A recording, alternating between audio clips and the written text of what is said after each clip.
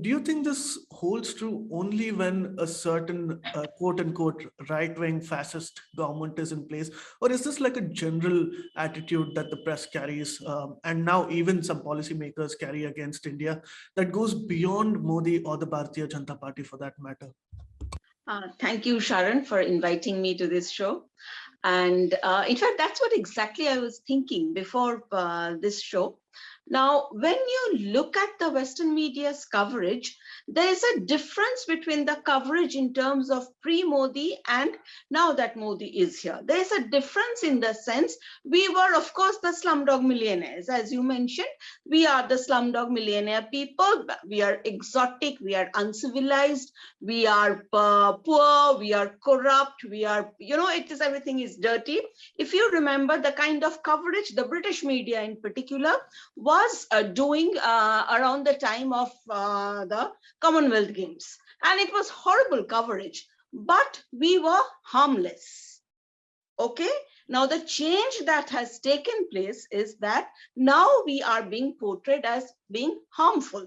Now, when we are talking about harmful, now what is harmful? We are apparently, standing right on the precipice of having a genocide.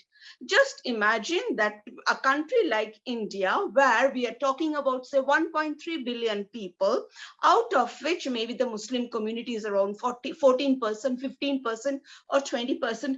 Think in terms of numerically what that number is. Is it possible for any country to commit a genocide? But that is the narrative that is being spun. So what has happened is that with the coming of Mr. Modi, because you see, the Western press has always had a problem with Mr. Modi. One of the reasons why is, of course, that Gujarat, we all know what happened in Gujarat, but the fact that he got a clean chit from right up to the Supreme Court, that they could not pin anything on him. And there were a lot of nonsense was said, but the fact is that they have a problem with that. A lot of that has come from inside our own country, we know that. But at the same time, they were bearing with us when it comes to the Western media. They were bearing with us because we were being ruled by people like them. Left liberal, Western educated. But what has happened in India in 2014, there has been more democratization of power, if I can say it that way.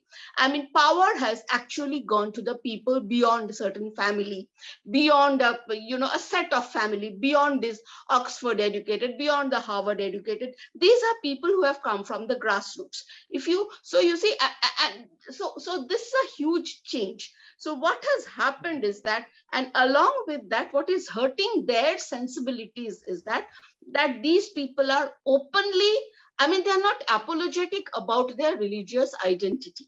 Now, the minute that is happening, now they are getting bracketed as Hindu nationalist. If you look at the coverage that the Western media does of, say, something like Imran Khan, even though he can get away, but he actually gets away by saying things like, women should be covered. Because if a woman is not covered from head to toe, there are going to be consequences in society. This is the kind of Neanderthal-like statements that Imran Khan can give, and he gets away by it. Now, even if our leaders, our prime minister keeps quiet and says nothing about it, something or the other is going to be picked up, and that becomes a huge issue. If Sharon, what has happened with this Haridwar incident, there was this fringe group hothead saying all sorts of nonsense, and action got taken. But that was picked up. I think if you go and ask people if anyone cares about what these people were saying, these fringe groups about, there should not be minorities, some nonsense they said. The thing is that no one cared. Outside that particular auditorium that they talked about, no one is bothered. Okay, but the thing is that became a big issue in the West. So what is happening is that cherry picking is happening. They already had a bias. Now what they're trying to do is that a lot of, I would say, fake information, sometimes twisted information is going into it to serve their confirmation bias. And who are the people feeding it? We'll get into that later. Please remember to subscribe to us and switch on the notifications for this channel. For our other social media links, more content, and to support our work, please visit citti.net. Dhanyavad. Namaskar.